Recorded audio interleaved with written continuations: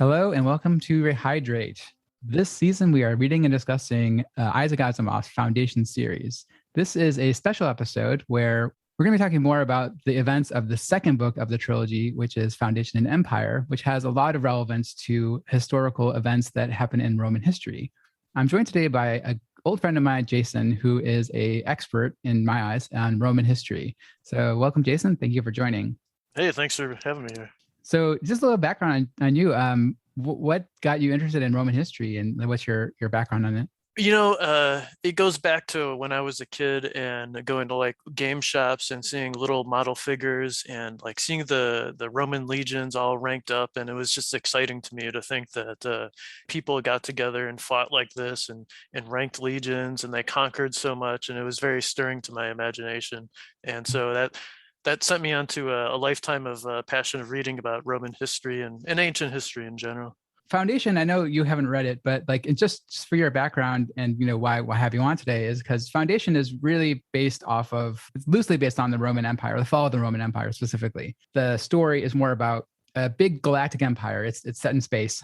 It's a big galactic empire, but that's been around for unknown period of time, at least unknown to me. But it's like tens of thousands of years. The empire has gotten so big and so bloated, and also like they're stagnating, right? So like the premise of the book in the series is that the empire is kind of placed in like where they're at, and now they're sort of a lot of political infighting, and the like rulers of the empire, everything is based on the prediction that the empire is going to fall, and because of all these factors, and like people like forget about technology, they forget about like how to do stuff, and they just like they kind of sit on their laurels and like say like, oh, things just work, no problem. Like I don't need to worry. I don't need to worry about how nuclear reactors work. They just work, like they don't care about that stuff. Yeah. And so that's the kind of general context. But for this episode specifically, there's a story that is called The General. And it's really focused around this one general whose name Bel Riose, which I think is very similar to the actual name. Belisarius. Yeah. and Asimov has specifically said like this story is based off of him. Or of that story. So like the context in the book is that this general is like really trying to, it's like the last throes of the empire, really trying to re-expand the territory, really trying to kind of take over what's called the periphery lands that the Foundation has kind of lost control over, not control over, but just like they're sort of on the edges and like they're not as in direct control as they were. The problem is that he does all this stuff and he's a really good tactical leader. But at the end of the day, like, because he is so good at tactics, like the emperor gets worried that he's going to start overthrowing him and he's going to like try to seize power. And so he's eventually recalled and even executed for his role.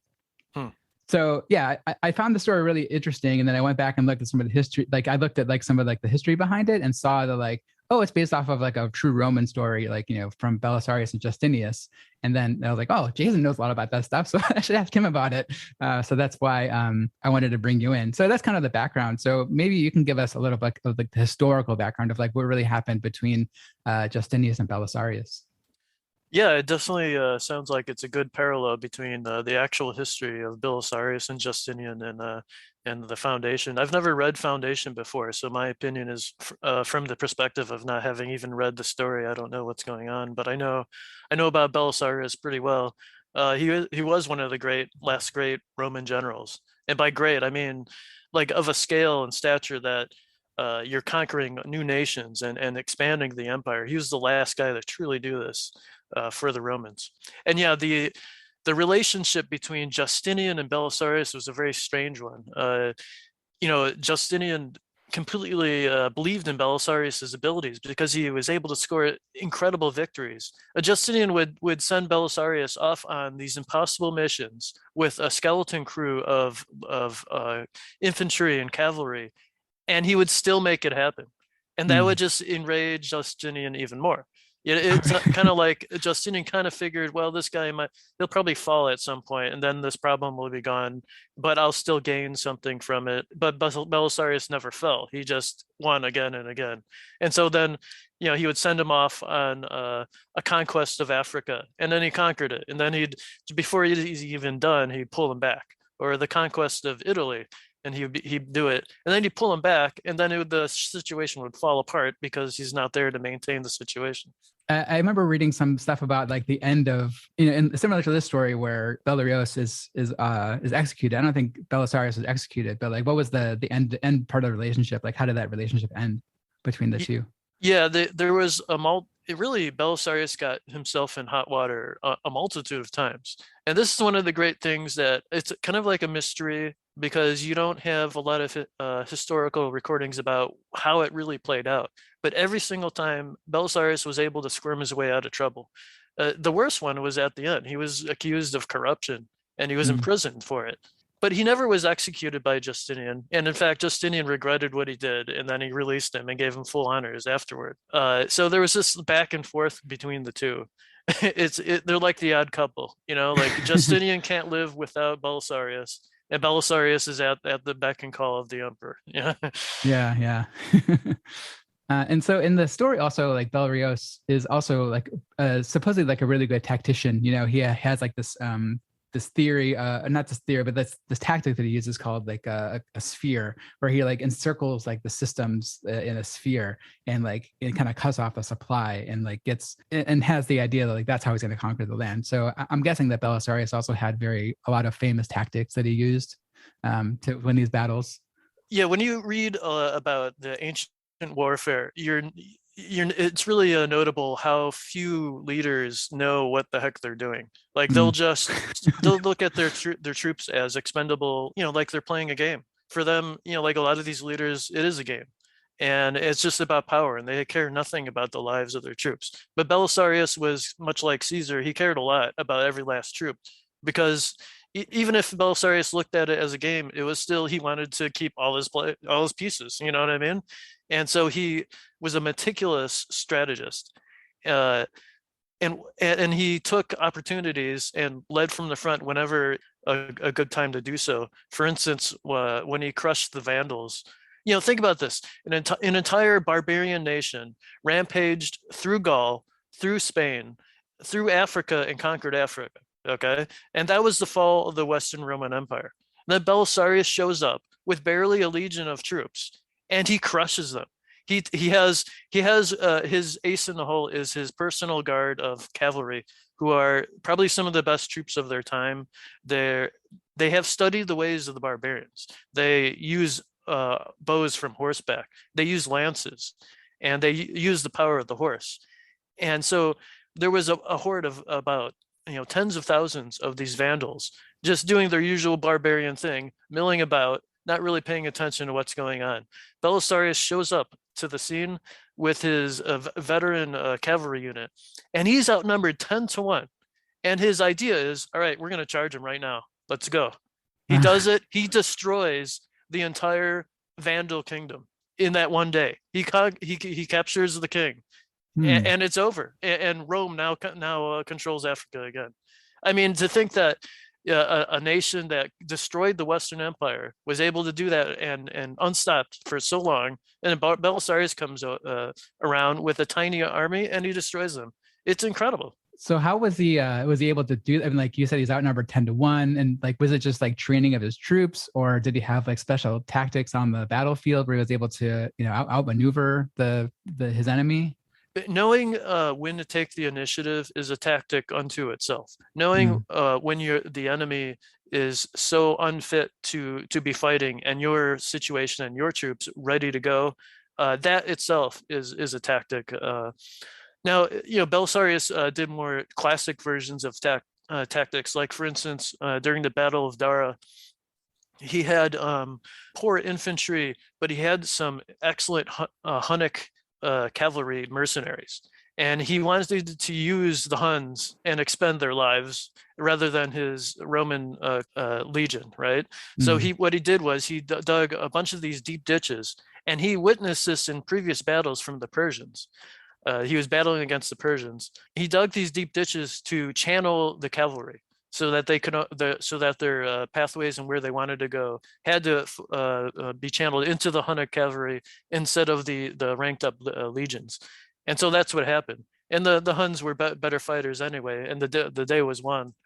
and that was like a more set piece strategy a moment for Belisarius, and how he used his tactics appropriately to channel the enemy and then win. Stepping back a little bit, can you talk a little bit more about like what period of Roman history that this actually is? You know, a lot of people are kind of familiar with and vaguely like, oh, it's Caesar and whatever, right? So like where in the course of Roman history did this part lie? Let me give you a chronology, because to give you an idea of the scale, the scope, because when I do this, it's a match for foundation. You say like this is like an empire that lasted 10,000 years. Well, by the time of Belisarius, this is an empire that lasted hundreds of years, right? So, Rome was founded back in 753, and then it became a republic. But then Caesar came along, and because of the size of their conquests and everything, it was becoming increasingly unfeasible to keep it all together as a republic. There were too many ambitious individuals. So Caesar eventually took the initiative and turned it into something a little more permanent. He's a dictator for life. And then Augustus came and solidified that, and then the empire was born. And this is just the beginning of the story. For hundreds of years, the empire expanded. It and it solidified itself. It solidified its borders. It made allies with barbarian princes and pitted barbarians against each other so that the Romans did not have to fight them. But then, as time went on, people began to realize, well, why is there an emperor? Why can't I be emperor? And there was civil war after civil war. This increased more and more so. There was drains upon the empire. There were famines and plagues, and also major population shifts in the world. And all these things took its toll on the empire. And eventually it fragmented into two, the Eastern and Western Empire. And then eventually, finally, the Western Empire fell because it did not nearly have the same kind of resources as the Eastern did. And the Eastern Empire eventually became the Byzantine Empire. And this turning point between Roman Empire and Byzantine identity is exactly where Belisarius is operating. It's the beginning of a new age, really, of a smaller empire, but still a potent one that lasts for really another 1,000 years. And not in small measure because of the efforts of Belisarius and Justinian. The vision of Justinian and the military acumen of Belisarius solidified the Roman identity in the East and crushed any further opposition for much time, for another couple hundred years. His activities led to the stability of the Eastern Empire. At this point, when Justinian and Belisarius were going, was the empire seeing as failing? Like, was it like on the verge of collapse? And it seemed like there's a lot of external threats. You have the Persians and the Vandals and the Huns or whatever coming in and threatening the empire. Like, was the empire on the verge of collapse until Belisarius kind of re-expanded it? I think that so the Western Empire had just collapsed, but there was still that spark of the old civilization throughout all these lands, throughout Spain, even Gaul and Italy. The original citizens who lived there still live there. They just serve different masters now, the barbarian kings. So that was still available to be grabbed, and some measure of the spark of the old times could still be regained by reconquering it. And that's why Justinian did so. The East was pretty strong at the time. It was pretty robust. It even had control of Egypt and Syria and Judea. And all of Asia Minor. So it was pretty strong at the time, but it still had, just as throughout the entire history of the Roman Empire, I mean, there was always a mighty kingdom to the east, whether it was like the Persians or the Parthians, and it was always a problem perpetually. I would say the barbarian problem escalated over time, and it got to the point where it was pretty intensely bad during the Byzantine Empire of the late Eastern Roman Empire. I mean, even Belisarius, one of the last things he did was defend Constantinople from yet another barbarian incursion. They were right at the walls of Constantinople itself, the capital of the empire. So yeah, things were pretty tenuous at all times. It was an ongoing game to keep it together, century after century. But I guess they're ultimately able to defend Constantinople from that attack. And yes, Belisarius crushed the barbarians yet again. as a more ignorant person of Roman history, so why hadn't people like me have heard of him before? Like, what's his place in history? That's a good question. I think because the story of what Rome is was so old by that point, Hmm. I think people are like, oh well, it's just another Roman general who did some things, but it's harder to see to contrast it with all the rest of the history and the scope of what he was able to do. I mean, I think the most impressive things that Belisarius did was he was given like almost nothing and told to go on an impossible mission, and every single time he figured out a way to make it work, and not just make it work but make it a crushing victory. I mean, Hmm. that's the spark of genius that you always look for in an interesting story, you know. Yeah, I don't really know why he doesn't rise even higher than say Caesar or Trajan, but he deserves to be. And how about Justinian? How is he regarded as far as like Roman emperors or Roman leaders? I think that he would be regarded, he is well regarded. He's regarded as a man who had vision in a time when so many other emperors would just be like, I don't want to fight. I don't want to do this. I just want to hang out at the court and drink wine and not get assassinated. But Justinian had the gall to think, no, I'm going to restore the empire, and I'm going to do it on my terms and with as little material and resources possible. But he could have been a great figure of history if not for his jealousy. It was Hmm. it was really it was very on display, you know. Uh, But it's not unwarranted. I mean, there were pretenders to the throne all the time. He was right to be paranoid because people were always after the throne. So, and on the other hand, you have to kind of like think about what it'd be like to be emperor, and it's never fun. Most yeah. emperors die by the dagger. Right.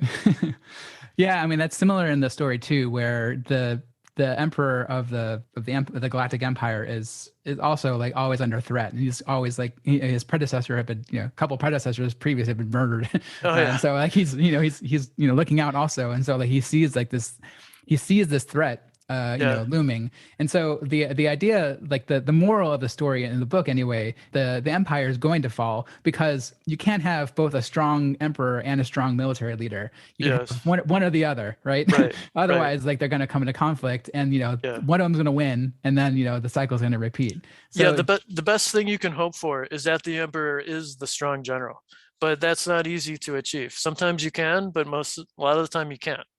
yeah. And oftentimes a good general doesn't make for a good emperor.